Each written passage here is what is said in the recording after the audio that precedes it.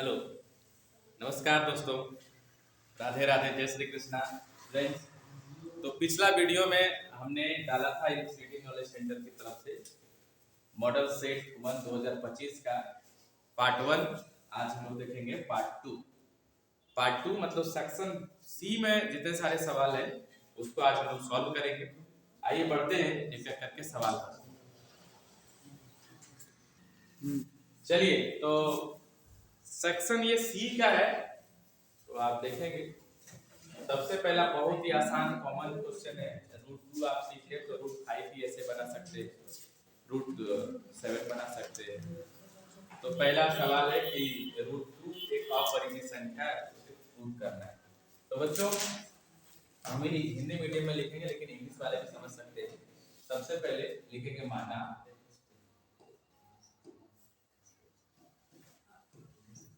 √2 एक परिमेय संख्या है।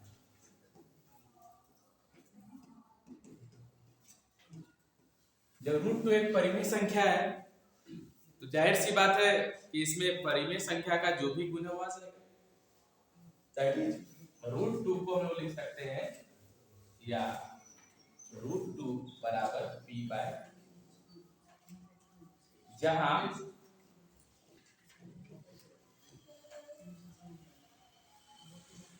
p तथा q पूर्णांक है। ठीक है, तथा q नॉट इक्वल टू 0 एवं p q से विभाजित नहीं करता। ये भी समझ सकते हैं कि p और q का जो HCF है वो 1 है। आप ये भी समझ सकते हैं या फिर ऐसे भी लिख सकते हैं।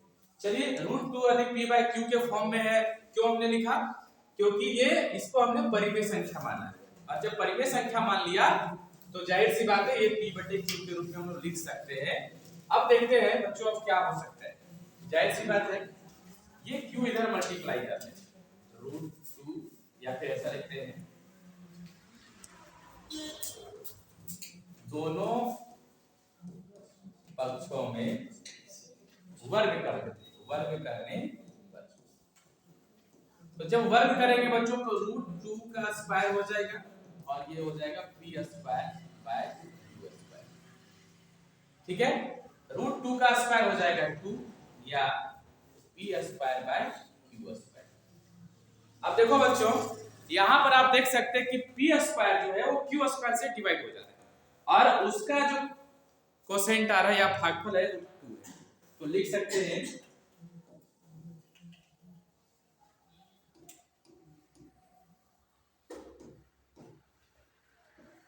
अर्थात, है ना, लिखेंगे अर्थात p² q² से विभाजित। अब जब p² q² से कट रहा है बच्चों तो जाहिर सी बात है p भी q से विभाजित होगा, इसलिए p q से विभाजित। अब आप देख सकते हैं हमने वहां लिखा हुआ है कि p q से विभाजित नहीं है और यहाँ पर बात आ रहा है कि p q से विभाजित है। ऐसा क्यों? हमने यदि माना कि p q से विभाजित नहीं है तो इसे आना चाहिए था कि p q से विभाजित नहीं होगा, लेकिन यहाँ पर देख रहे हैं कि p q से विभाजित है। इसका मतलब ये है कि हम लोग जो है मान लिए हैं उल्टा पुल्टा, गड़बड़ मान लिए। जो हमारे अभिधारणा जो हमने माना है बाबू, अभिधारणा का विरोधाभास है। विरोधाभास मतलब उसका अपोज कर रहा है। हम लोग माने कि विभाजित नहीं है और आ रहा है कि विभाजित, तो जाहिर सी बात है कि जो हम लोग माने उसका उल्टा, अर्थात यदि विरोधाभास है तो जाहिर सी बात है हम लोग जो माने हैं वो अभिधारणा गलत है। ठीक है, अर्थात इसलिए √2 एक अपरिमेय संख्या यानी कि इरेशनल नंबर। सिंपल सी शब्दों में आप इसको लिख सकते हैं अपरिमेय में संख्या। ठीक है, चलिए आगे देखते हैं।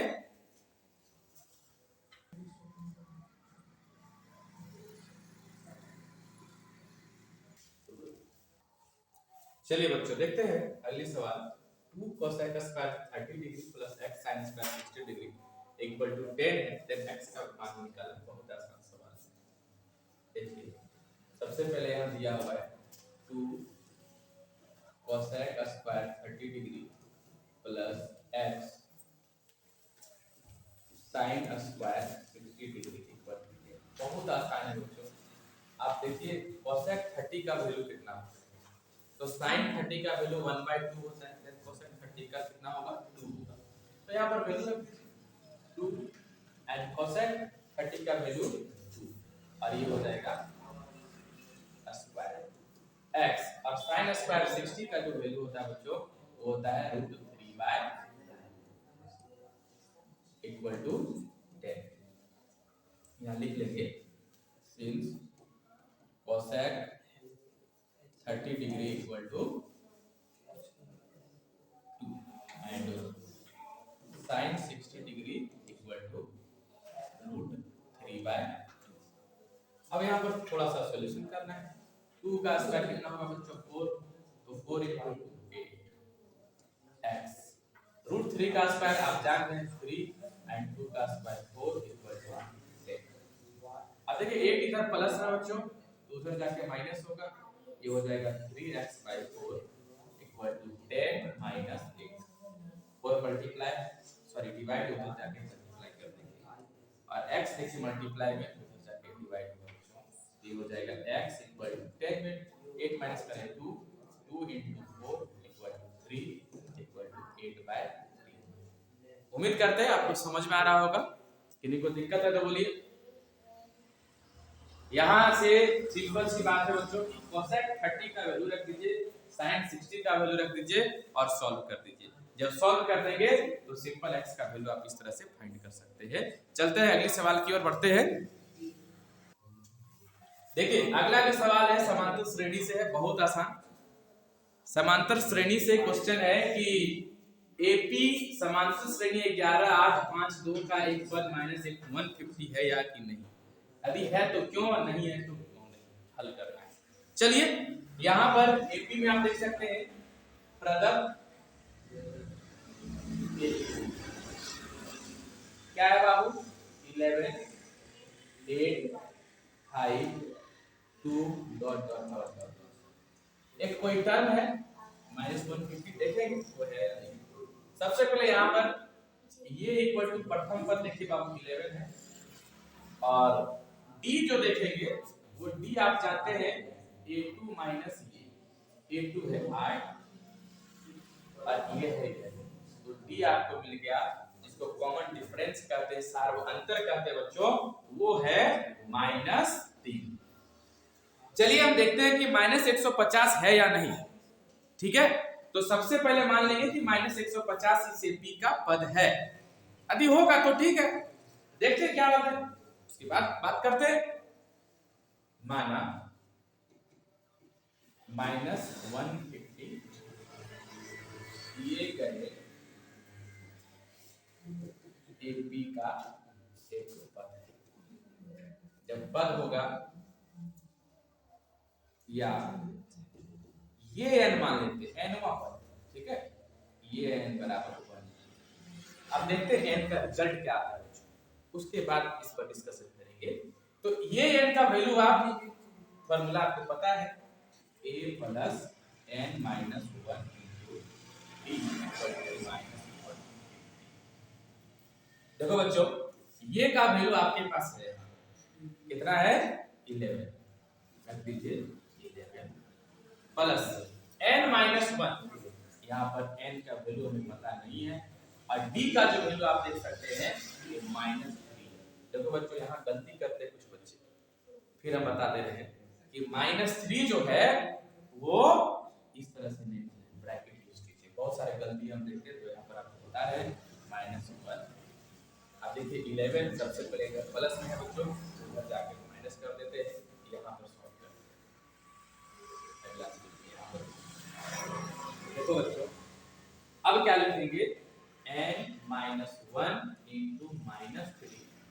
Equal to -150। 11 आप देख सकते हो उधर प्लस है तो इधर आके माइनस हो जाएगा n -1 into -3 -150 और -11 हो जाएगा 161।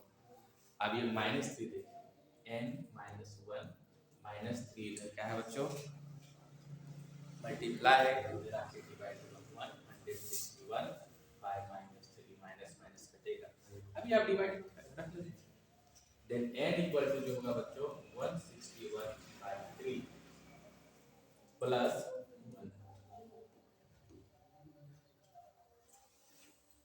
अब आप देखेंगे n इक्वल टू जो आपको मिल रहा है 161 दोनों का 1 और 3 का एलसीएम 3 ले लेते हैं बच्चों प्लस 1 के टेबल पर 3 3 बार में आएगा तो 1 को हम मल्टीप्लाई कर दीजिए सिंपल ये आएगा 164/3। ठीक है अभी आप इसको डिवाइड कर तो बच्चों 3 बचे 15 आ गया 1 4 14 3 4 12 और ये बच जाएगा 2 सीधा 6 6 आते रहेगा बच्चों। तो यहाँ पर आप देखेंगे कि जो n है नेचुरल नंबर नहीं है। जब नेचुरल नंबर नहीं है तो अतः 150 माइनस 150 AP का कोई पद नहीं है, कोई पद नहीं। ठीक है बच्चों आगे देखते हैं।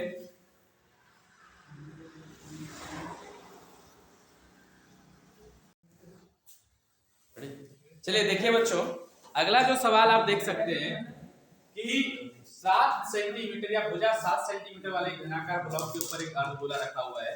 अर्धगोले का अधिकतम व्यास क्या हो सकता है?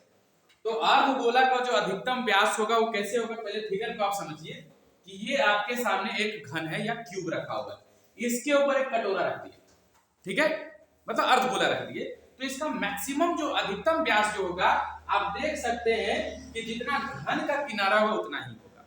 उसके बाद पूछा है कि इस प्रकार बने ठोस का पृष्ठीय क्षेत्रफल ज्ञात कीजिए। इसको थोड़ा ध्यान से समझना बच्चों।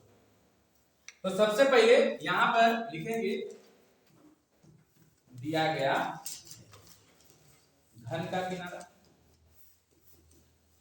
घन का किनारा ये 7 सेंटीमीटर, ठीक है। इसलिए अर्धगोले का जो अधिकतम व्यास होगा, देखो अर्धगोले का अधिकतम व्यास ये हो जाएगा बच्चों 7 सेंटीमीटर। क्वेश्चन आ सकता है कि हम ऐसा क्यों ना करें कि इसका ये डायगोनल को ऐसे करके बना दें, ये डायगोनल तो डायगोनल लेंगे बाबू तो इतना बड़ा लेंगे तो घन ये जो अर्धगोला का वो बाहर हो जाएगा। इसलिए इसका अधिकतम व्यास जो होगा जितना घन है कि किनारा है उतना ही अधिकतम व्यास होगा बच्चों। चलिए आगे जो सवाल बन रहा है उसको थोड़ा ध्यान से समझिएगा कि अर्ध इस पर जो पृष्ठीय क्षेत्रफल वो कितना होगा। तो सबसे पहले ये जो घन है इसका कुल पृष्ठीय क्षेत्रफल निकाल लीजिए और ये जो अर्धगोला है इसका वक्र पृष्ठीय क्षेत्रफल निकाल लीजिए और उसमें से जो बीच का जो भाग है अंदर का भाग है उसको माइनस कर देना बच्चों, निकल जाएगा। क्यों करेंगे थोड़ा सा इसमें समझिएगा। ये देखिए ये फिगर यदि इसके बीच में हम एक कलर डाले थे, इसके बीच में ऐसे करके है ये डबल नहीं ले सकते, आप समझ रहे होंगे मेरी बात को, ठीक है क्योंकि ये जो बीच का भाग है वो बाहर निकल जाएगा, इसलिए इसे हमें बाहर निकालना होगा। और जब बाहर निकाल देंगे तो ये एक्चुअल में आपको ऐसा दिख रहा है बच्चों, लेकिन ये एक्चुअल में है कैसा, ये सर्कुलर है, सर्कल है इस तरह का। थोड़ा ध्यान से समझेंगे।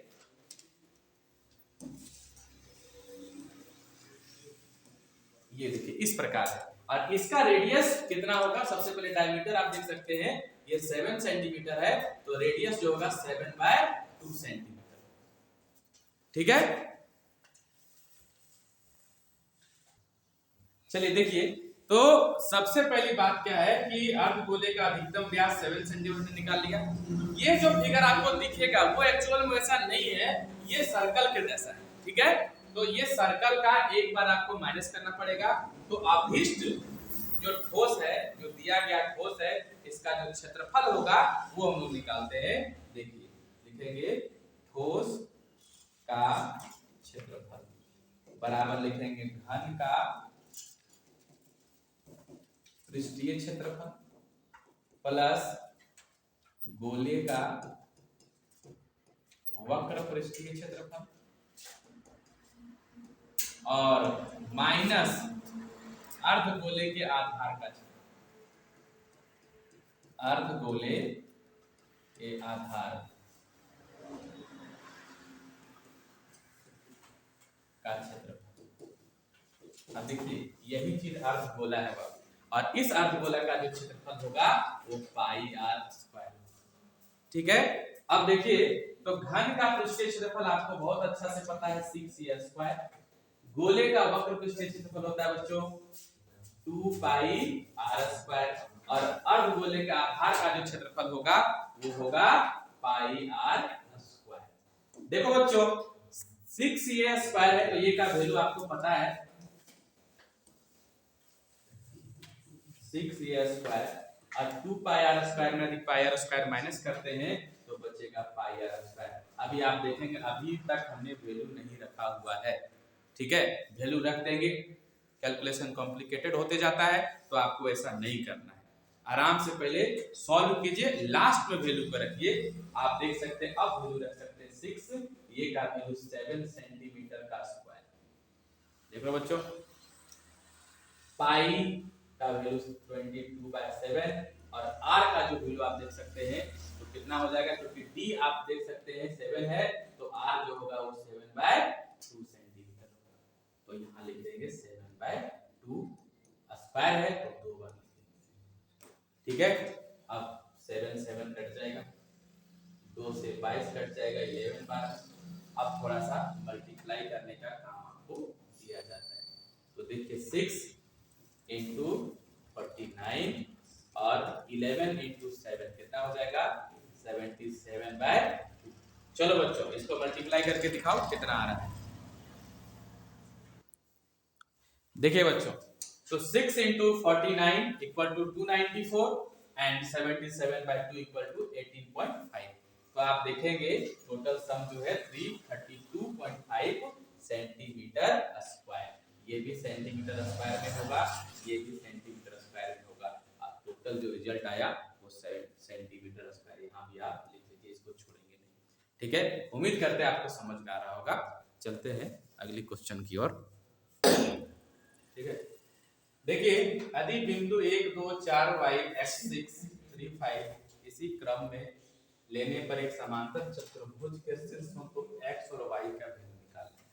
देखो बच्चों यहाँ पर आप देखेंगे ये यहाँ पर हमने स्मॉल x और y लिया है, ये a b c d एक समांतर चतुर्भुज है। ये का निर्देशांक 1 2 है, b जो है 4 y है और c x 6 है, d 3 5। अब आपको निकालना है कि ये x और ये y का वैल्यू कितना है। देखो बच्चों बहुत आसान है। सबसे पहले एक गुण होता है कि समांतर चतुर्भुज के विकर्ण जो होते हैं वो एक दूसरे को समद्विभाजित करते हैं। मतलब ये हुआ कि इसको 1:1 में और db को भी 1:1 में विभाजित करेगा। लेकिन दोनों का उभयनिष्ठ बिंदु हमने p मान लिया कि दोनों एक दूसरे को p पर समद्विभाजित करते हैं, और उसका जो निर्देशांक है वो कैपिटल X और Y हमने माना, क्योंकि यहाँ पर थोड़ा सा हो सकता है आपको गड़बड़ी हो समझने में, इसलिए इसको हमने स्मॉल y स्मॉल x और इसको कैपिटल X और कैपिटल Y माना। चलिए पहले लिख लेते हैं, यहाँ पर दिया गया है ये इसका 1 को निर्देशांक 4y और c x 6 एंड d का जो निर्देशांक है 3 5 मान लेते हैं। माना p x y, ठीक है बच्चों, p x y जो है ac तथा bd का समद्विभाजक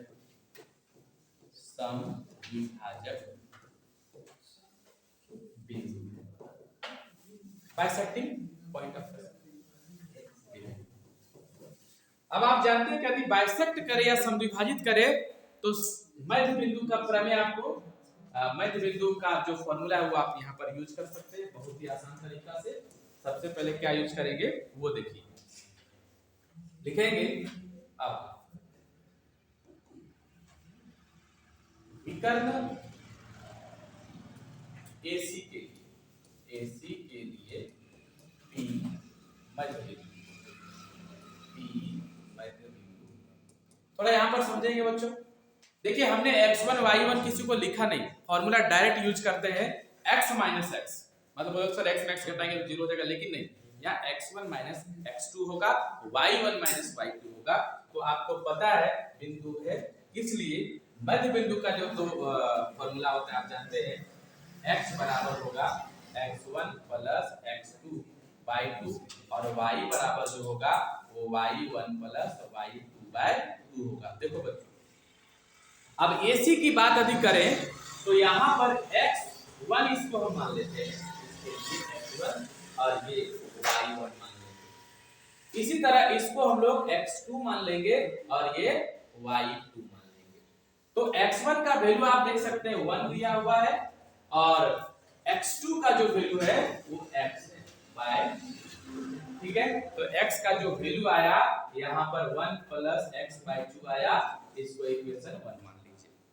दूसरा है y1 प्लस y2, तो y1 का वैल्यू देखो बच्चों 2 और y2 का जो वैल्यू है वो 6 है, वो by 2, 2 plus 6 equal to 8, 8 by 2 equal to 4, इसको इक्वेशन आप 2 मान लीजिए, ठीक है। इसी तरह से इतना आसान बनेगा। अब देखिए BD के लिए, किसके लिए, BD में भी P जो है वो क्या है बच्चों, वो मध्य बिंदु है। थोड़ा हम इसको नीचे ले जाते हैं ताकि देखने में आपको सुविधा हो। ये देखिए अब थोड़ा इसको, क्योंकि थोड़ा सा आपको लग रहा होगा क्वेश्चन लंबा है, लेकिन लंबा ऐसा नहीं है, इतने में ही बच जाएगा। लिखेंगे इसी प्रकार BD के P आप देखेंगे, अच्छा बाबू आप लोग समझ सकते हैं P जो है वो AC का भी मध्य बिंदु है और DB का भी मध्य बिंदु है, तो यहाँ दोनों का कॉमन पॉइंट है P। तो लेकिन हम लोग BD के लिए निकालेंगे x इक्वल टू, तो x का वैल्यू यहाँ पर देखेंगे बच्चों, यहाँ पर इसके लिए हम लोग x1 मान लें और ये y1, केवल लिखना है बच्चों समझने के लिए आप, और इसको x2 और y2 मान लीजिए, नहीं भी लिखेंगे कोई दिक्कत नहीं है। तो 4 में x1 plus x2 bye 2, x1 का वैल्यू आप देखेंगे 4 और x2 का वैल्यू देखेंगे आप, तो ये 3 है बाय 2, 7 बाय 2, इसको इक्वेशन आप मान लीजिए, ठीक है। एंड y इक्वल टू जो होगा y1 प्लस y2, वहां y1 का वैल्यू y है और ये 5 है, तो ये हो जाएगा बच्चों y प्लस 5 बाय 2, इसको इक्वेशन 4 मान लीजिए। अब देखिए कितना आसान है, इक्वेशन 1 जो है वो भी x का वैल्यू बताता है कैपिटल X का, और इक्वेशन 3 जो वो भी x का वैल्यू बताता है, मतलब दोनों x का ही वैल्यू जब बता रहा है तो हम लोग लिख सकते हैं इक्वेशन 1 तथा किससे 3 से, क्या लिखेंगे, यहाँ पर x का वैल्यू 1 प्लस x बाय 2 है और यहाँ पर x का वैल्यू 7 बाय 2 है, 2 2 कट जाएगा बच्चों, हटेगा कि नहीं, तो 2 2 आप यहाँ भी काट लीजिए, तो 1 प्लस x बराबर 7, x इक्वल टू हो जाएगा बच्चों 7 माइनस 1 इक्वल टू, अब यहाँ 6, तो x का वैल्यू आया 6। इसी तरह से आप y का वैल्यू निकाल सकते हैं, लिखेंगे तथा इक्वेशन किससे बच्चों, तो 2 एंड किससे 4 से, आप लिखेंगे क्या, देखिए 2 का जो वैल्यू है वो y का ही वैल्यू बता रहा है 4, और 3 जो है सॉरी जो चौथा है वो ही बता रहा है y का वैल्यू y प्लस 5 बाय 2, देखिए इधर डिवाइड है इधर आके मल्टीप्लाई हो जाएगा, 2 into 4 8 equal to y plus 5। अब बच्चों यहाँ पर आप देख सकते हैं y का जो वैल्यू इधर देखिए प्लस है 5, इधर आके माइनस होगा, 8 माइनस 5 इक्वल टू 3, अतः अब यहाँ लिख लीजिए x बराबर 6 एंड y बराबर 3। ठीक है, ये हुआ। आगे मिलते हैं, इसी प्रकार वीडियो हम बनाते रहेंगे। उम्मीद करते हैं जिस प्रकार आप सहयोग कर रहे हैं वैसे ही सहयोग करते रहें। तब तक के लिए धन्यवाद।